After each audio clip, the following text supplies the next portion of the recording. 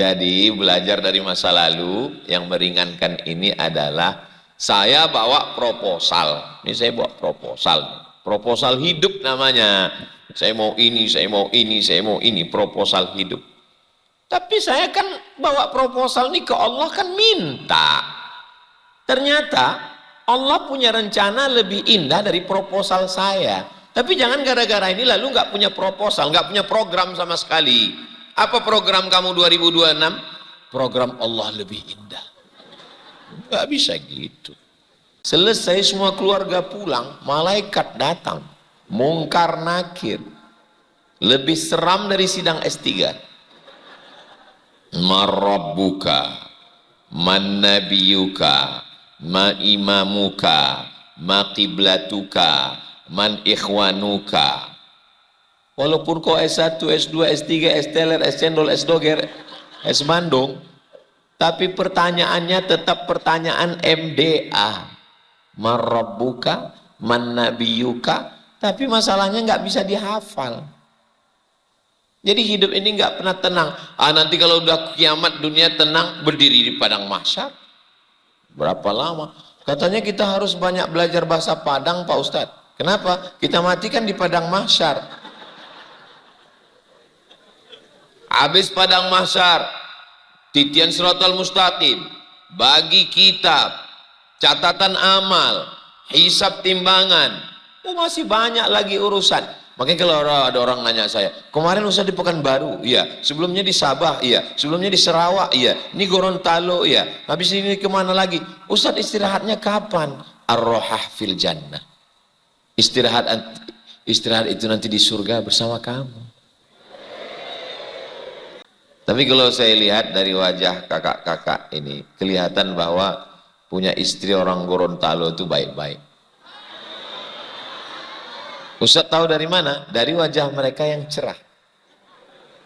Ternyata yang cerah belum nikah.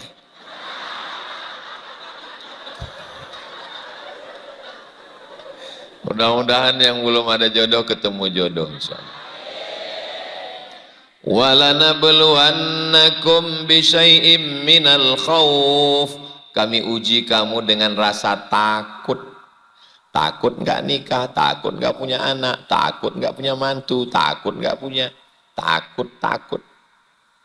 Walanabluwannakum bisyai'im minal khauf wal ju', lapar. Saya udah makan. Wa naqsim minal amwal, kurang harta, miskin, bangkrut, susah. Wal anfus, sakit, mati, depresi, anxiety, bunuh diri. Wassamarat, kurang buah-buahan, paceklik, nggak subur, kering kerontang. Hub artinya sayang. Orang yang punya sifat sayang, kalau hub sayang, orangnya habib. Jadi jangan heran kalau beliau menyayangi saya, karena beliau habib. Habib itu artinya dua. Yang pertama habib, penyayang. Yang kedua arti habib itu mahbub, disayang. Kalau perempuan habibah, kalau laki-laki habib, kalau perempuan habibah.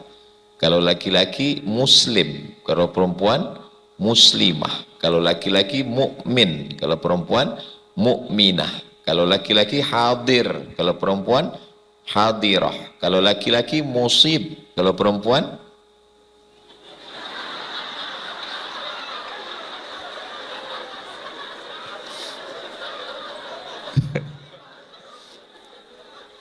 alhamdulillahi rabbil alamin.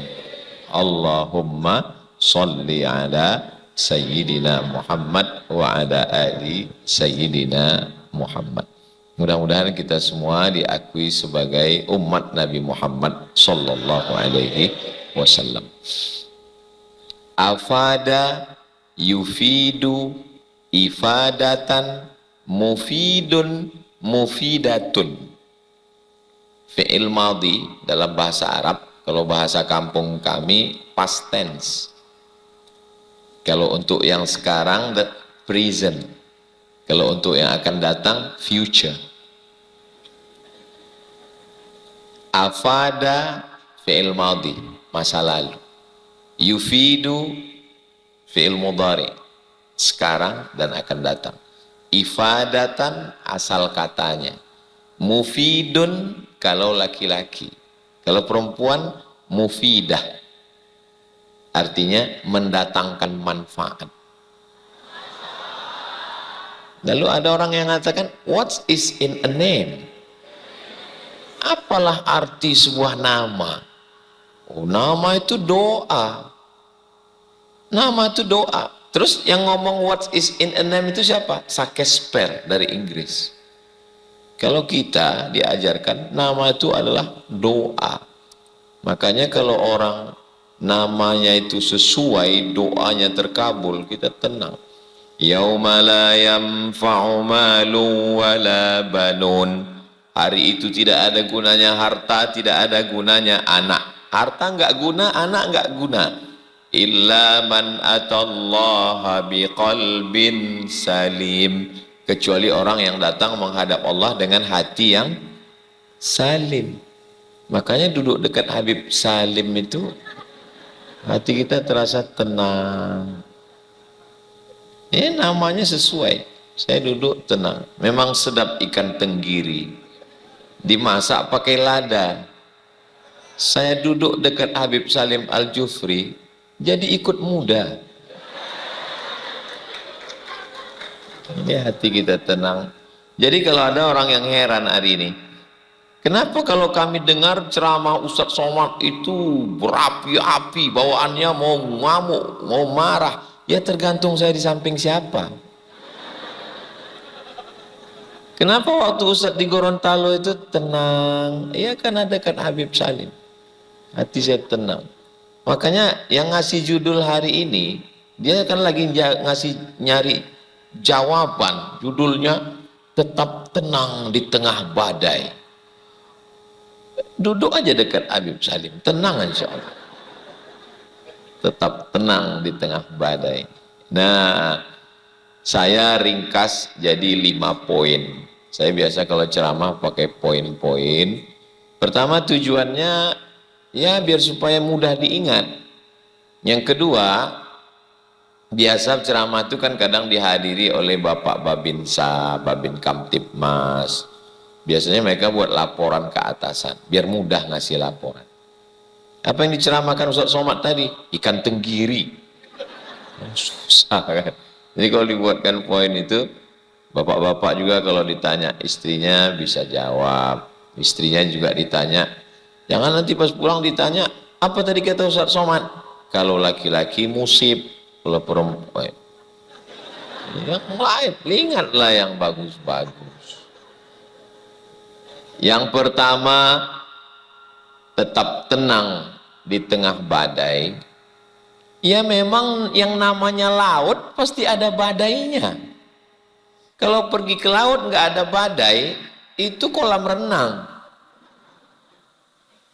Hukum alam sunnatullah. Orang yang nggak beriman dia bilang hukum alam, karena yang ada cuma alam. Orang beriman dia nggak pakai hukum alam, hukum Allah sunnatullah. Yang namanya laut, anginnya kencang, ombaknya tajam, karangnya lancip, dipukul ombak, diempas gelombang. Hanya laut yang dahsyatlah yang akan melahirkan nakhoda-nakhoda yang tangguh. Kalau anginnya tidak kencang, lautnya tidak dalam, ya hanya akan melahirkan anak kecil di atas perahu bebek.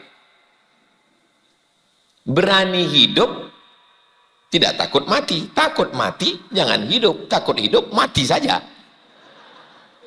Ya. Kalau takut basah, jangan berumah di tepi pantai. Saya takut basah Pak Ustadz. Ya jangan buat rumah di tepi pantai. Memang sudah resikonya begitu.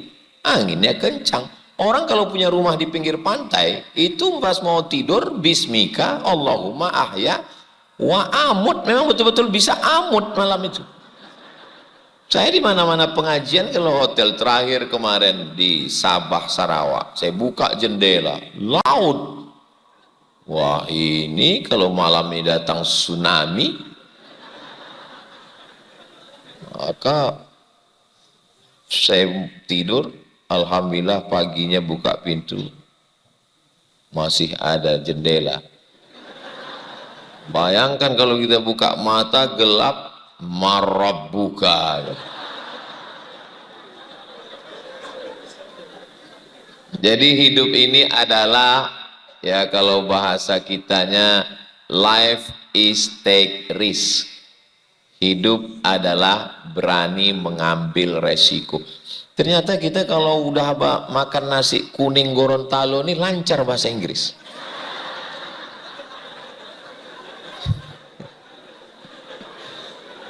Life is take risk. Hidup adalah berani mengambil resiko. Kamu sudah mengambil keputusan untuk hidup, maka dalam hidup ini ada badai, ada angin, ada twister, ada tsunami, puting beliung, karang tajam, ikan paus, ikan hiu. Saya dikasih tahu sama Ustaz Henry, kita mau ke Gorontalo, mau menemui Shirley. Bayangan saya langsung takut. Ditunjuknya foto, ini fotonya. Oh, ikan. Takut saya. Selama ini saya kan setiap kali menghadapi ikan kan Allahumma barik lana. Setiap kali ngelihat ikan kan Allahumma barik lana. Gimana kalau kawan-kawannya itu ngadu ke Shirley itu? Dan ketika ketemu dengan Shirley, dia lalu bilang, Allahumma barik lana.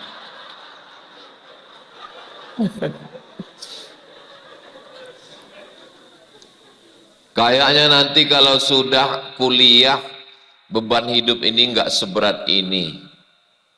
Ini sekolah ini beban pakai seragam lah, periksa rambut lah, mesti pakai sepatu kaos kaki, mesti ada OSIS. Nanti kayaknya kalau udah kuliah agak tenang.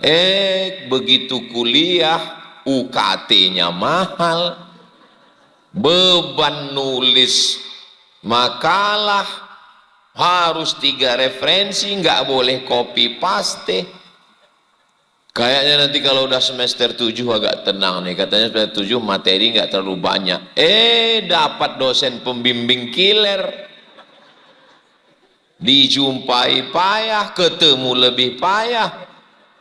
Kayaknya nanti kalau udah selesai skripsi ini udah agak tenang ini. Begitu selesai skripsi, wisuda, foto sudah ditempel di dinding rumah, orang mulai tanya, kerja apa sekarang?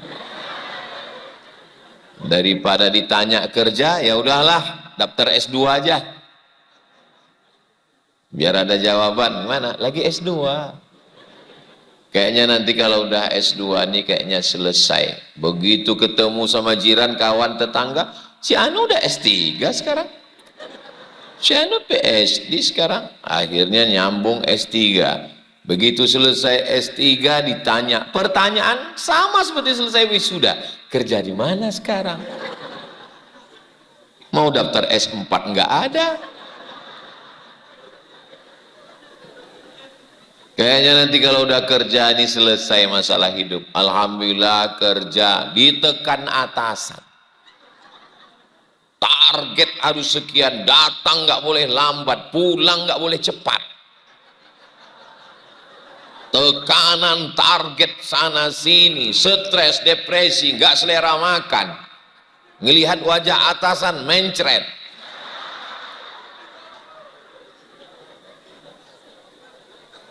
Ternyata hidup tidak seramah yang kau bayangkan, Besti.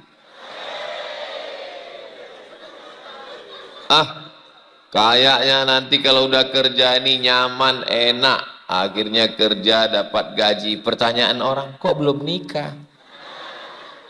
Ini kan udah mau dekat bulan puasa. Memang nanti bangun sahur pakai mercon.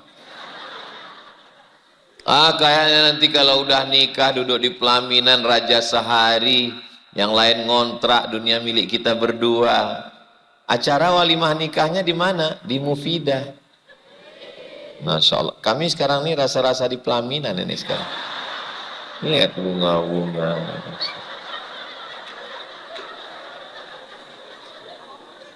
Anda mau menikah, daftar di Mufidah. Begitu udah selesai nikah, kayaknya tenang, nyaman.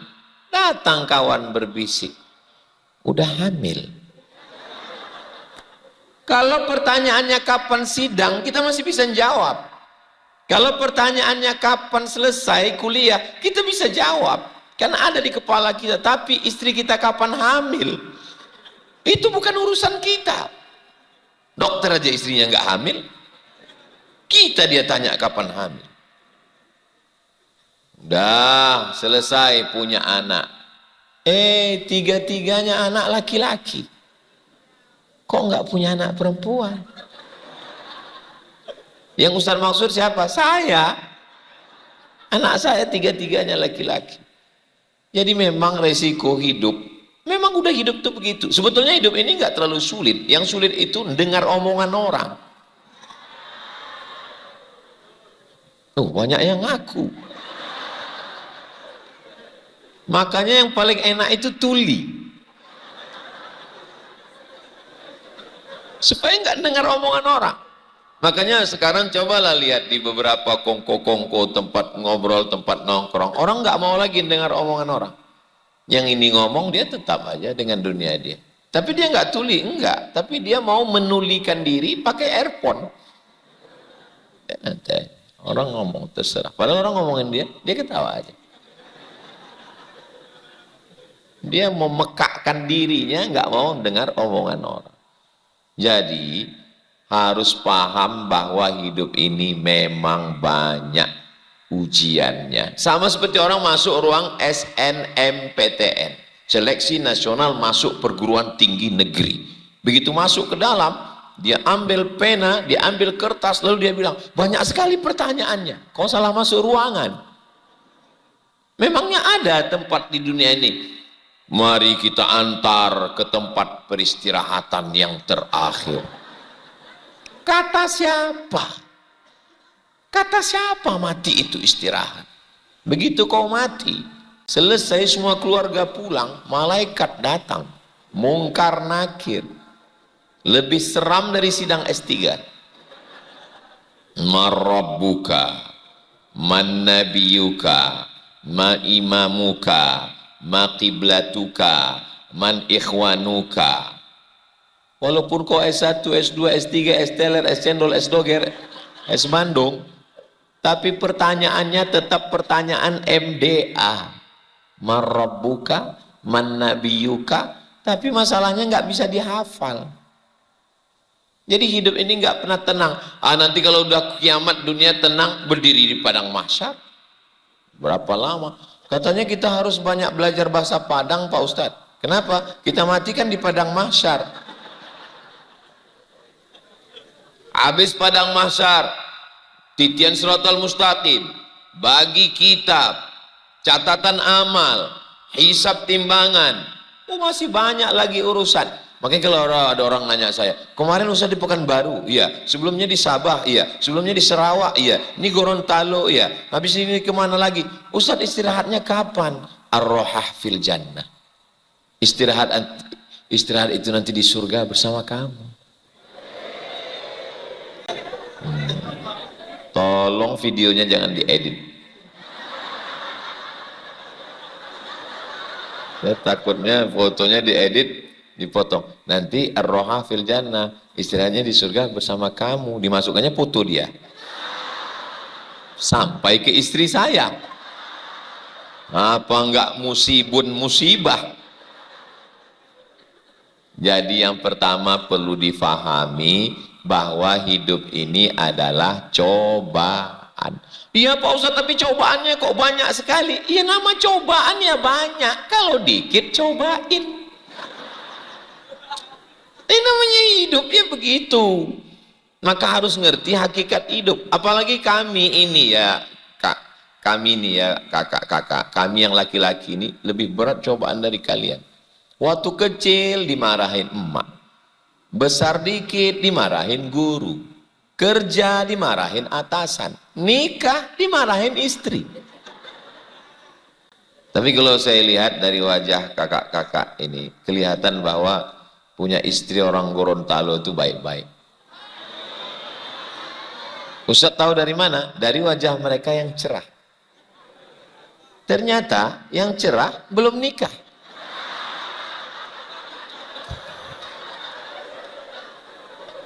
Mudah-mudahan yang belum ada jodoh ketemu jodoh insyaallah.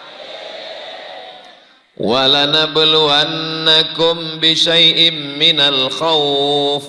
Kami uji kamu dengan rasa takut. Takut nggak nikah, takut nggak punya anak, takut nggak punya mantu, takut nggak punya, takut. Walanabluwannakum bisyai'im minal khauf wal ju', lapar. Saya udah makan. Wa naqsim minal amwal, kurang harta, miskin, bangkrut, susah. Wal anfus, sakit, mati, depresi, anxiety, bunuh diri. Wassamarat, kurang buah-buahan, paceklik, nggak subur, kering kerontang. Itu Gorontalo tuh, Ustaz udah sampai Gorontalo? Udah. Gimana Gorontalo? Subur sekali, bunga-bunganya menguning.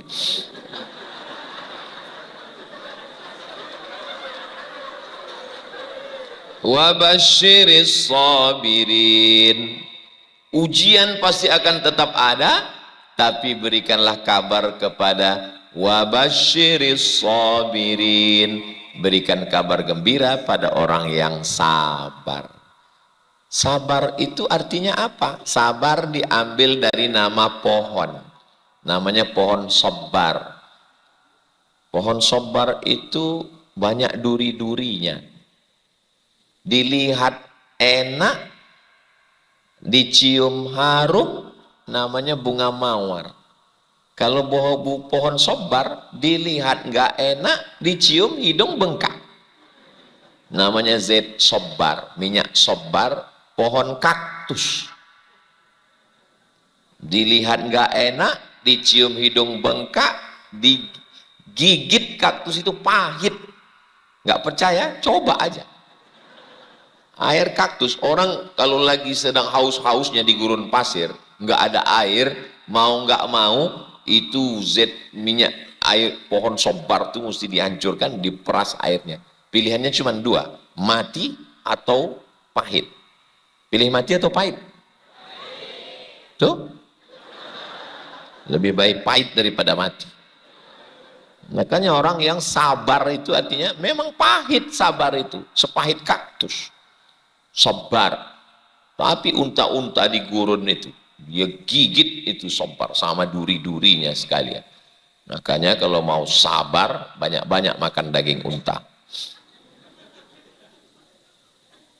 Sabar artinya menahan. Apanya ditahan? Ditahan segala penderitaan hidup ini. Jadi kalau mau tenang di tengah badai, yang pertama pahami hakikat hidup, bahwa hidup adalah darul bala, tempat ujian. Antum pikir jadi Ustadz Somad ini nggak ada ujiannya? Antum pikir jadi Habib Salim Al-Jufri nggak ada ujiannya? Oh berat. Makanya saya nggak pernah baca DM. Instagram, TikTok, YouTube, itu nggak. Ustaz Somad kok nggak pernah balas DM saya nggak tahu adminnya. Karena kalau saya tahu ujiannya banyak sekali di situ. Masa mereka tulis, Ustadz jadikan aku yang kedua ya. Saya aja yang setua ini, tua, kurus, hitam, pesek, kayak gitu bunyi DM-nya. Apalagi Habib Salim. Muda, ganteng, putih, mancung, Habib, komplit. Kita ini kalau kalah di nasib, kalau kalah di nasab, paling enggak ya menang di nasib. Tapi saya duduk dengan Habib ini dua-dua kalah. Kalah nasab, kalah nasib. Menang di baju.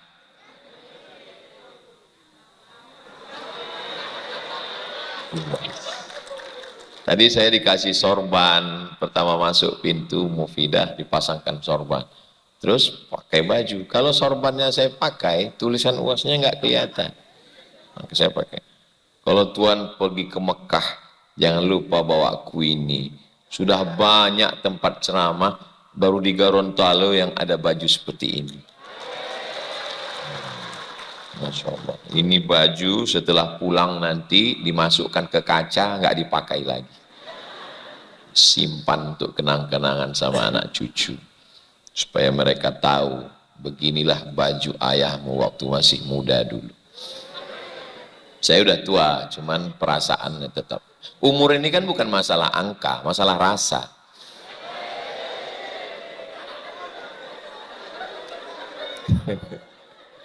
Itu kunci yang pertama ya. Bisa diingat bahwa dunia adalah tempat cobaan, ujian. Yang kedua, setelah kita sadar, lalu yang membuatkan kita kuat ini apa? Bahwa semua yang kita hadapi ini bukan tanpa rencana. Sudah ada rencana Allah yang disebut dengan takdir. Innallaha katabal maqadir. Hadisnya ada dalam Sahih Muslim. Allah sudah menetapkan takdir. Khamsin alfasanah 50.000 tahun qabla an yakhluqas samawati wal ard. Sebelum Allah menciptakan langit, sebelum Allah menciptakan bumi, Allah sudah menuliskan takdir kita 50.000 tahun. Kita tinggal menjalaninya aja. Tapi jangan ceramah ini dipotong. Ini bahayanya kalau cita-cita tukang sunat. Dengar ceramah pun disunatnya juga. Besok tiba-tiba pegawai-pegawai, karyawan-karyawan mufidah nggak masuk kantor. Pas ditelepon sama security, sama pengawas, kenapa nggak masuk? Semua sudah dituliskan di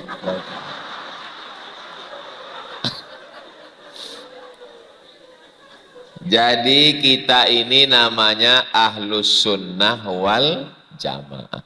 Ahlus sunnah wal jamaah itu ada namanya al-kasbu wal ikhtiar. Kita sudah jadikan bahasa Indonesia ikhtiar. Ikhtiar artinya usaha. Saya memang tahu bahwa sudah tertulis di Lauhil Mahfuz. Ya memang sudah tertulis di Lauhil Mahfuz bahwa air minum beserta kue ini memang sudah ditakdirkan untuk saya. Memang sudah begitu. Tapi kalau saya tidak berusaha dengan tangan, saya kan udah ngeliat nih, kan? Saya kan udah ngeliat. Tapi kalau saya tidak berusaha untuk menggerakkan tangan saya, untuk mengambilnya ke saya, lalu kemudian membuka botolnya, lalu kemudian membuka.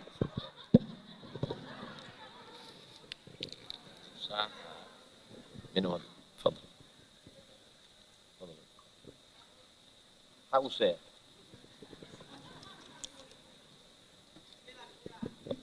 Saya cuma mau menunjukkan bagaimana memahami takdir secara sederhana. Karena banyak orang sekarang, ya kalau sudah jodoh tak akan kemana. Memang betul, tapi saingan di mana-mana. Ya? Bagaimana memahami antara takdir dengan ikhtiar dan usaha. Saya gunakan mata saya untuk mencari rezeki saya. Sudah. Saya gunakan kudrat, kemampuan yang ada dalam diri saya. Kudrat. Ada iradat. Iradat artinya kehendak. Kudrat artinya kemampuan. Ada kehendak tapi nggak mampu, nggak jadi. Mampu tapi nggak mau, nggak jadi juga. Saya mau dan saya mampu, baru saya masuk. Dengan segala usaha dan ikhtiar saya letakkan tangan saya, lalu saya dekatkan ke bibir saya. Ternyata ada yang nyenggol dan akhirnya gelasnya jatuh. Berarti bukan takdir saya. Setelah begini serius, karena saya kecicilan, lalu tiba-tiba nggak jadi masuk ke mulut. Berarti bukan takdir saya. Setelah usaha dan ikhtiar. Saya nggak mau agama Islam ini dikatakan mundur gara-gara percaya sama takdir. Lalu kemudian diamandemen. Rukun iman hanya 6. Antuk minabillah wa malaikatihi wa kutubihi wa rusulihi wal yaumil akhir. Cuman 5. Takdir, jangan percaya takdir, karena takdir membuat Islam lemah. Itu namanya Mu'tazilah. Mu'tazilah artinya Qadariyah yang tidak percaya kepada takdir, keluar dari Ahlus Sunnah wal Jamaah. Sebaliknya, yang kontra dengan Mu'tazilah ini mengatakan semuanya takdir. Saya nggak mau kita jadi Jabariyah. Jabariyah artinya terpaksa. Dikuliahkan dari kampung, dikirim duit, kuliah, dikasih motor, dikasih uang. Tiba-tiba pulang dengan bawa IP 2,0. Semester 14. Ditanya sama orang tua, kenapa kau kuliah begini? Memang sudah takdir Allah. 2 kesalahan. Yang pertama, malas. Yang kedua, melegitimasi kemalasan dengan takdir. Beriman kepada takdir ini membuat hati kita lapang. Karena kita sudah berserah kepada Allah, dan ketika kita dapat, kita nggak sombong. Orang yang kalau tidak beriman kepada Allah, begitu dia dapat, dia akan berkata, ini karena saya. Tapi orang yang percaya takdir, dia berkata, ini memang sudah takdir Allah. Ini Bu bagus sekali, ini Pak bagus sekali. Ada studionya, ada tempat walimahnya, ada lapangan parkirnya besar. Ini memang sudah dituliskan Allah. Dia nggak jadi sombong. Tapi kalau orang yang nggak percaya kepada takdir, begitu juga sebaliknya. Setelah kita berusaha, ternyata tidak dapat. Saya yang ngantar dia ke kampus waktu semester 1 dulu Pak Ustadz. Saya yang perkenalkan kampus ini. Tapi begitu waktu walimahnya dengan orang lain, dia bisa stres. Tapi kalau dia percaya kepada takdir, lalu ditanya orang, mana itu dulu yang kamu antar itu? Allah sudah mempersiapkan yang lebih cantik dari dia, lebih tinggi, lebih putih, dan lebih ganteng. Hah? Rencana Allah jauh lebih indah. Jadi yang membuat kita kuat menghadapi ujian hidup ini adalah percaya kepada takdir. Yang membuat kita kuat menghadapi hidup ini adalah percaya kepada Allah. Kan Allah yang menuliskan takdir. Nun wal qalami wa ma yasturun. Nun wal qalam, demi qalam. Qalam itu bukan yang ada ikan-ikannya itu, bukan. Qalam itu pena. Wa ma yasturun, dan apa yang dituliskan. Saya sudah tertulis, tapi ngomongnya aja enak itu. Saya kuliah 4 tahun di Mesir, habis itu lanjut 2 tahun di Maroko, habis itu pulang ikut tes dosen, tes seleksi berkas, ijazah, transkrip nilai, surat berkelakuan baik, surat sehat, lulus. Ujian bahasa Arab, TOEFL, Test of Arabic Foreign Language, lulus. TOEFL, Test of English Foreign Language, lulus. Tes ngajar, lulus. Tes potensi akademik, lulus. Tinggal 2 orang. Yang lain tereliminasi. Tinggal saya dan saingan 1 lagi. Ngadap ujian lisan, interview. Dah, selesai interview, tunggu hasil pengumuman. Saya sedang berada di Kampung Melayu, Jakarta. Stasiun terminal bis Kampung Melayu. Saya sedang berdiri. Tiba-tiba bunyi SMS. Buka handphone, lihat. Kawan yang WA, kawan yang SMS. Mohon maaf, Mat, kau nggak lulus PNS. Hilang ayat-ayat itu semua. Hilang hadis-hadis. Baru pulang kuliah, nggak punya ordal, cuman punya ijazah, mau pulang ke kampung emak sendirian, anak pertama, adik satu. Harapan satu-satunya PNS inilah yang mau dituju. Turun saya dari Metro Mini itu, saya injak aspal Kampung Melayu itu, lembut rasanya.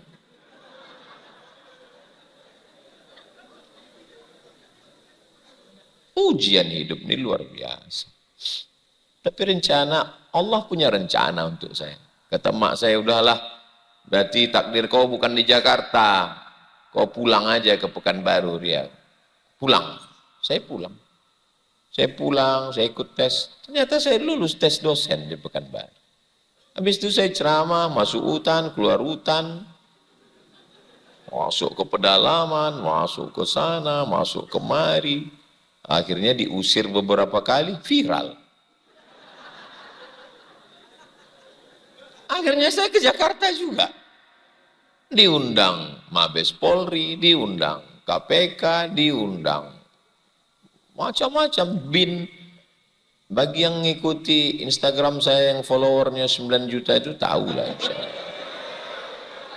Maksudnya yang belum follow lah. Jadi pada akhirnya, di akhir sinetron baru kita tahu rencana Allah jauh lebih indah.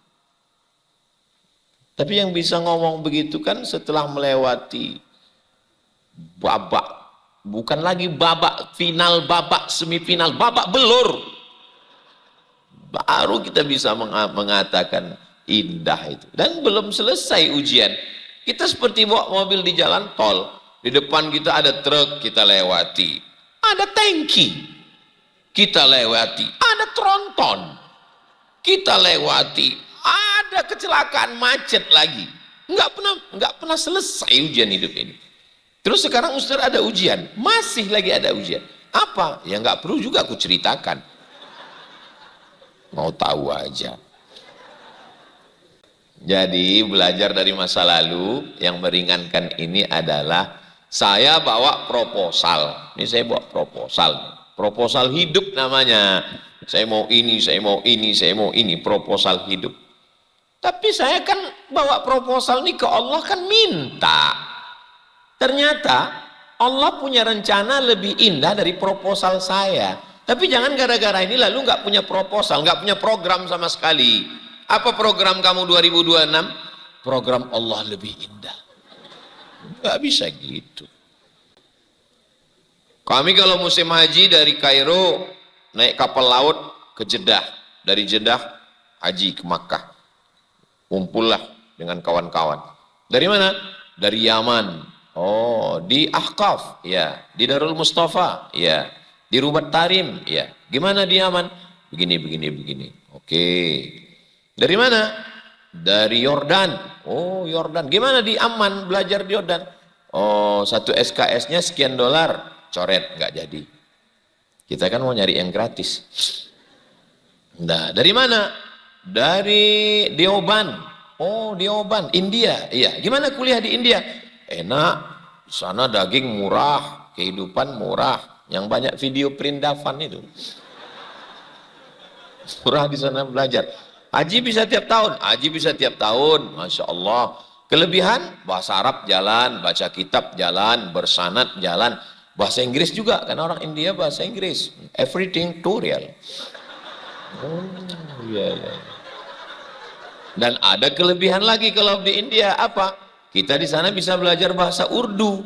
Oh, andai nanti pulang nggak jadi ustadz, kita bisa jadi penerjemah film India. Iya, iya, iya, iya. Oh, banyak. India masuk. Saya waktu itu masuk. India masuk. Rencana mau India. Masuk. Kya hal hai? Kya hal hai artinya apa kabar? Kya hal hai? Apa kabar? Tiki. Tiki artinya kabar baik. Kuch hota hai. Yang saya susah membedakan itu antara iya dengan tidak. Jadi kita pergi. Jadi atau enggak? Iya atau enggak? Tapi masuk daftar. Yaman masuk, India masuk. Ketemu sama kawan dari Baghdad. Baghdad, Irak. Gimana di Irak? Oh, kami dari Irak ke Makkah naik bis, Mat. Oh, naik bis, iya. Ah, berarti naik bis biaya murah. Dari Baghdad ke Madinah. Oh, murah ya? Iya. Visa bisa darat-darat? Bisa. S2 gimana? S2 gratis. Apa namanya? Saddam Hussein University. Oh, mantap. Nanti 2002 saya akan S2 ke Baghdad. Siap. Tos. Selesai saya kuliah 2002, Universitas Saddam Hussein rata dengan tanah dibom George Bush. Maka presiden yang saya benci di dunia George Bush, menghancurkan cita-cita saya. Hancur berkeping. 2002 bulan November pulang saya. Dari negeri 1000 menara, Mesir, ke negeri 1000 masjid, Malaysia. Sampai di Malaysia saya lanjut S2 UKM, University Kebangsaan Malaysia. Tapi saya tetap mencari-cari informasi melalui internet, scholarship, beasiswa. Saya ini pemburu beasiswa. Nah, akhirnya saya dapat beasiswa ke Maroko. Saya kirim berkas, kirim transkrip nilai, kirim ijazah, kirim fotokopi paspor, dapat Anda diterima. Saya terbang ke Maroko. Setelah itu saya pulang, saya tinggalkan Universiti Kebangsaan Malaysia. Malang melintang ke sana kemari, tiba-tiba saya diundang UKM. Tempat saya belajar dulu. Hah, diundang UKM, berarti mereka tahu saya lari dulu. Saya nggak boleh lari dari kenyataan. Saya datang ke UKM, terus guru besarnya bilang, yang kita hormati Ustadz Abdul Somad, alumni UKM. Dalam hati saya, dia nyindir saya nih. Saya kan cuma 1 semester. Terus ada yang perlu diluruskan, sepertinya Profesor. Saya di UKM ini tahun 2003 itu hanya 1 semester, jadi saya bukan alumni, saya bilang. Terus dia berdiri, ada peraturan baru, 4 hari pun alumni katanya. Ya, saya alumni juga. Enggak selamanya cita-cita keinginan saya itu dapat, tapi akhirnya dapat juga. UKM dapat, Maroko pun dapat. Jadi tidak selamanya semua yang kita mau. Ada rencana Allah yang lebih indah. Makanya minta itu, ya minta aja, ya Allah, ini rencanaku, kuserahkan pada Engkau. Itu yang paling indah. Jangan ngotot. Ini banyak orang sekarang maksa. Ya Allah, jadikan dia jodohku.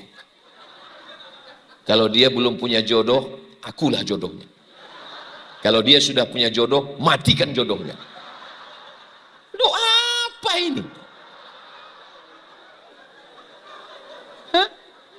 Kita punya proposal, kita punya proposal hidup, tapi ada yang indah. Kira-kira selama saya sudah ngomong, oh sudah lama juga saya ngomong. Tadi saya mulai jam 10, sekarang sudah jam 11 kurang 10. Ternyata kalau kita ngomong di depan orang yang hatinya tenang di tengah badai itu, nggak terasa kita ngomong lama ini, Masya Allah. Jadi, kira-kira selama saya ngomong ini bisa dipahami omongan saya? Alhamdulillah. Pertama, kita mesti paham bahwa dunia ini memang tempat cobaan. Yang kedua, kita paham bahwa Allah sudah punya rencana untuk kita. Yang ketiga, wasta'inu bis sabri wassalah. Jangan lupa cara mendekatkan diri kepada Allah dengan somat, bisobri wassalah. Nggak ada jalan lain. Kenapa orang pakai narkoba? Karena ingin fly.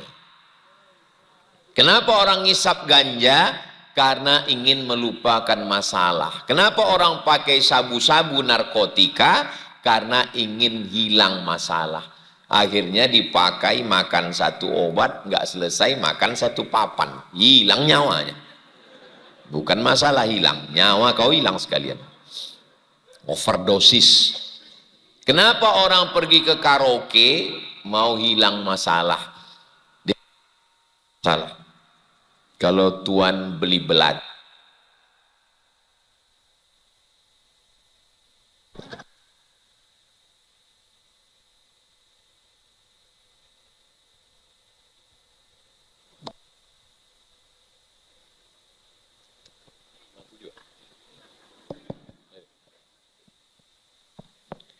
kalau di tempat lain, tausiah, itu kita dikasih tahu sama panitia pakai kertas. Ustadz, waktunya habis. Kalau di Mufidah, mic-nya mati sendiri. Itu hebatnya. Pengalaman saya ceramah gitu. Itu kan kadang kalau kita seminar, apa kan ada layar di depan kan. Dikasih tahu, 5 menit lagi gitu kan. Kalau di Mufidah, dia otomatis. Luar biasa. Tapi karena saya ini adalah sahabatnya Habib Salim, jadi saya dapat waktu tambahan. Itu satu mic itu jatahnya 1 jam. Berarti ini 1 jam lagi. Dia jatahnya 1 jam, 1 jam. Siap saya ngomong 1 jam lagi. Saya mau mati. Nanti ada tanya jawab. Saya genapkan sampai kelima nih ya. Baru 2. 1 jam, 1 jam. Ya sekitar 2,5 jam lah. Yang ketiga adalah sholat. Saya kalau lagi saya susah, saya tidak mikir. Karena dunia ini kalau makin kita pikirkan, makin ribet, makin runyam. Itu kenapa orang gila sehat. Karena dia nggak mikir. Pak, ada tukang pijit di Bukit Tinggi. Banyak orang yang nyari stroke, yang sudah mau pasang ring jantung nggak jadi, karena dipijit ikhtiar dia minta sama Allah. Lalu saya tanya, Pak, bahaya nggak daging kambing? Enggak Pak Ustaz. Kepiting? Enggak. Seafood? Enggak. Terus apa yang bahaya? Pikiran Pak Ustaz. Maka kalau mau hidup tenang, jangan mikir.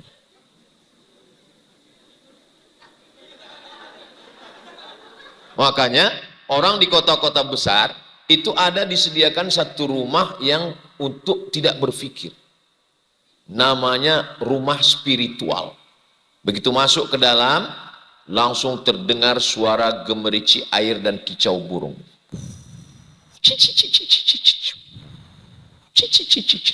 Dan tercium bau aromaterapi. Habis itu kita disuruh memejamkan mata, pejamkan mata, kosongkan pikiran. Tarik nafas. Hembuskan pelan, tahan. Jangan lama-lama. Lupakan masalah di kantor. Lupakan semua. Hilangkan. Lupakan istri. Kata mentornya. Dia mengajak orang untuk tenang, fokus pada nafas.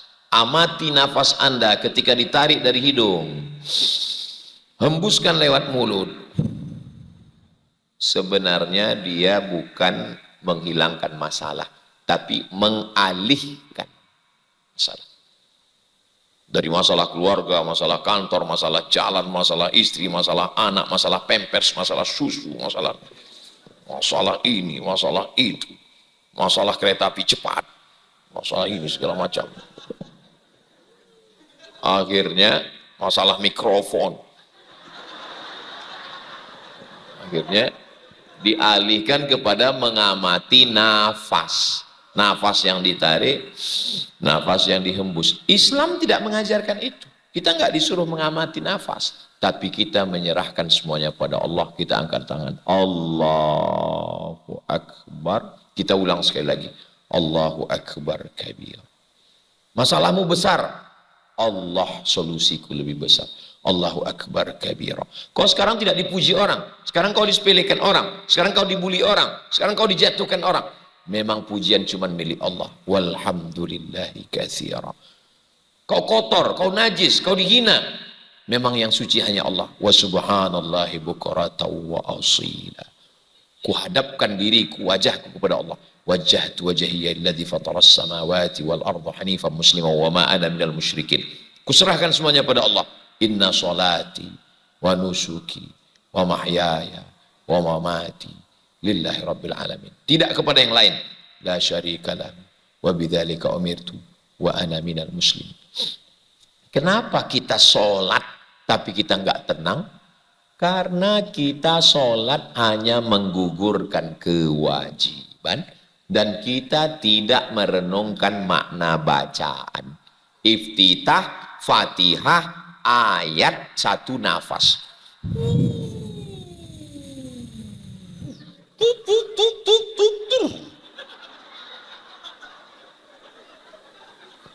Saya ketemu dengan mu'alaf non-muslim. Apa yang kamu rasakan setelah masuk Islam? Satu kata, tenang. Di mana kamu mendapatkan ketenangan? Waktu bersujud. Subhana rabbiyal a'la wa bihamdi. Subhana rabbiyal a'la wa bihamdi. Subhana rabbiyal a'la wa bihamdi. Sementara kita sujudnya cepat sekali. Tuk, tuk, tuk, tuk, tuk. Macam stempel pos.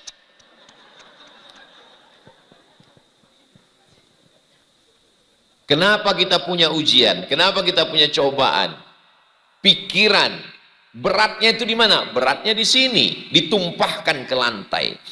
Kalau teman tidak lagi bisa berbagi. Kalau kawan tidak lagi bisa menjadi sahabat. Kalau sahabat menjegal kawan seiring, menggunting dalam lipatan, menikam dari belakang. Musuh dalam selimut. Tak ada lagi tempat berbagi di dunia. Berbisiklah ke tanah. Subhana rabbiyal a'la wa bihamdi. Malaikat-malaikat di langit akan memperkenankan, memohonkan kepada Allah doa-doa. Jadi saya pribadi dalam menjalani hidup tidak ada tempat minta kecuali Allah. Iyyaka na'budu wa iyyaka nasta'in. Waktu sujud itulah saya makin berat ujian hidup saya, makin lama saya sujud. Nikmat sekali saya rasakan sujud. Sujud. Tapi selama sujud kita nggak boleh ngomong, nggak boleh kita cakapkan. Berat kali ya Allah, batal. Nggak boleh. Dalam hati aja, dalam hati. Subhanallah. Itu yang ketiga. Yang keempat, yang membuat kita ini bisa tenang itu adalah, kan Allah tadi, iya, ibadah. Allah cuma minta kok ibadah. Falya'budu rabb hadzal bait, ibadah. Allah minta kita satu, tapi Allah balas dua. Apa? At'amahum min wa amanahum. Kalau kau lapar dikasih kenyang, kalau kau haus dikasih penghilang dahaga, dan kalau kau takut amanahum min khauf. Allah itu ihsan, yang diminta satu, yang dibalas kok ibadah aja, baca Quran, zikir, wakaf, sodakoh. Saya nggak punya duit untuk wakaf, infak pun nggak punya. Sodakoh paling rendah. Sodakoh itu apa? Senyum. Tapi ada orang sampai senyum sendiri, lewat bentor senyum juga. Yang terakhir, yang kelima adalah puncaknya adalah doa. Ini sekarang udah banyak orang nggak mau doa lagi. Selesai sholat langsung, Mas Dada, kau kenapa nggak doa? Alah, yang doa kemarin aja belum kabul Pak Ustaz. Apa ini? Doa ini bukan masalah kabul nggak kabul, doa itu ibadah. Kau kenapa nggak doa sama imam? Imam doanya minta hujan Pak Ustaz, saya jual es krim. Apa ini? Kau kenapa nggak doa? Itu yang doa itu saingan saya Pak Ustaz. Kita tinggal aminkan saja doa. Doa serius, minta sama Allah. Insya Allah kalau 5 jurus ini kita jalani, saya bukanlah berarti orang yang paling tenang menghadapi hidup. Tapi saya insya Allah sudah pontang-panting menjalani hidup ini, babak belur. Walaupun banyak orang yang lebih susah dari saya. Tapi yang saya rasakan, kalau saya yakin bahwa dunia tempat ujian, dan Allah sudah menuliskan takdir, saya sholat, saya beribadah, saya berdoa, bertawakal, ridho kepada Allah, insya Allah Allah yang menurunkan ketenangan. Huwallazi anzalas sakinata fi qulubil mu'minin. Allah yang menurunkan sakinah ke dalam hati kita semua insyaallah. Mudah-mudahan saya yang menyampaikan dan adik-adik, kakak-kakak yang mendengar, kita semua bisa mengamalkan insyaallah. Amin ya rabbal alamin.